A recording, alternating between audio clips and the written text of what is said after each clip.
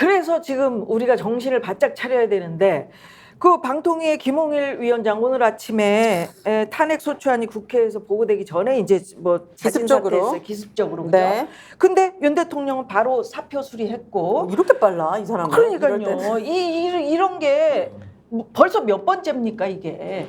그러니까 그렇죠. 이거 어떻게 했으면 좋겠는지 좀 얘기 좀 해주세요. 이번에도 이 김홍일 위원장이 또 도망갔죠. 그러니까 지금 도망갔죠. 윤석열 정부 들어와서 뭐 이렇게 떳떳하지 못한 일이 많은지 네. 뭐 지난번에 여가부 장관 후보자였던 김행 씨도 도망가서 런행이라는 별명이 나왔고 네. 이종섭 장관도 호주로 도망가니까 런종섭이라 그랬고 이동관 위원장도 똑같이 도망갔거든요. 근데 김홍일 위원장도 똑같이 지금 방통위를 가지고 방송을 장악하는 온갖 악행만 다 해놓고 지금 떠나버리는 네. 굉장히 이렇게 참 방통위 자체를 무력화시키고 있는 이런 상황인데 저는 이 김홍일이라는 사람을 좀 알려드려야 될 것 같아요. 이분이 네. 과거에 BBK에 면죄부를 줬던 친 MB 검사입니다. 아하. 친 MB 검사고 윤석열 대통령과는 검찰에서 이분이 더 선배인데 대검 중수부장이라고 있습니다. 힘센 자리. 거기 중수부장 할 때 윤석열 대통령이 중수이과장, 그러니까 부하 직원으로 일했던 그런 사이인데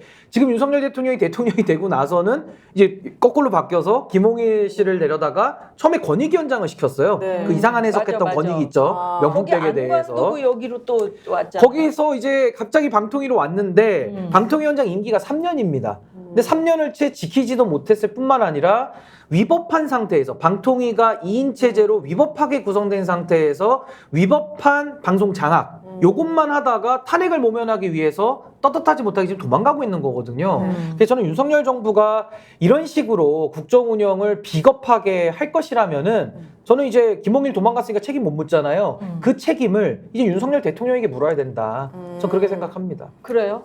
지금 민주당에서는 김홍희 씨를 공수처에 고발하긴 했는데 이동관 씨도 도망갔지만 처벌받지 않았잖아요.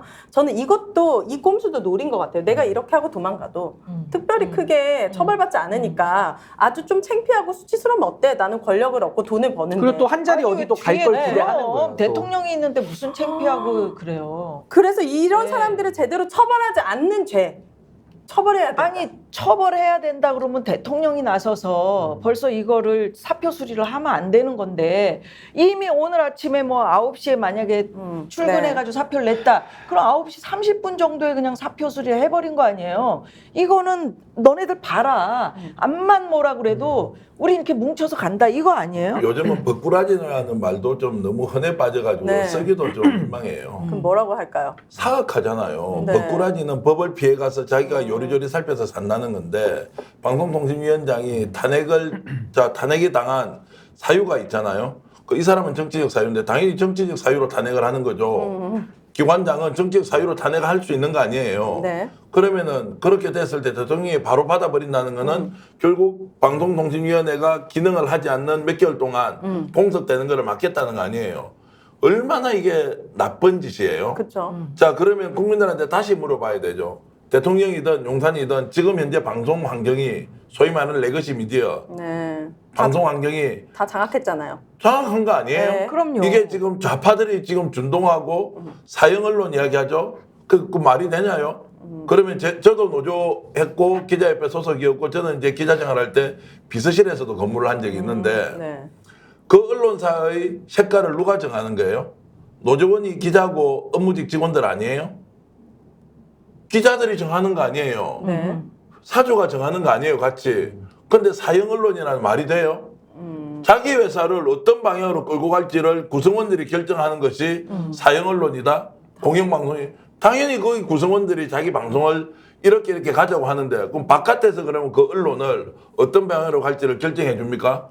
그것이야말로 언론 자유를 침탈하는 거 아닌가요? 네. 이런 상식적인 질문에 전혀 응대하지 않고 자, 사형 언론이다. 노조가 중심이다. 당연히 노조가 중심이 되고 기자협회가 중심이 돼서 언론을 끌고 가야 되는 거지. 네. 이게 마음에 안 든다고 자기들이 원하는 사람 바깥에서 다 넣는 이게 어떻게 공정 언론이 되느냐. 이것이야말로 정말로 관치 언론이다. 그렇게 해서 관치 언론 되니까 어떻게 돼 있습니까? 지금 시청률 엉망진창 돼 있는 거 아니에요. 근데 지금 여기서도 이렇게 만든 이유는 MBC 마지막 남은 MBC까지 이제 사장 바꿔서 장악하겠다라는 의도잖아요. 윤석열 그럼요. 대통령이. 네, 네. 이게 완벽하게 들어맞아 있는 거고 윤석열 대통령이 대놓고 언론 탄압하겠다. 이거 직권 남용한 거잖아요. 이거에 대해서도 진짜 국회에서 윤석열 대통령에게 직접 죄를 물어야 할 것 같아요. 아니, 그래서 제가 아까 우리 오윤혜 누님 말씀하신 대로 김홍일이 도망갔는데 이 도망갔기 때문에 책임을 현재 못 묻잖아요.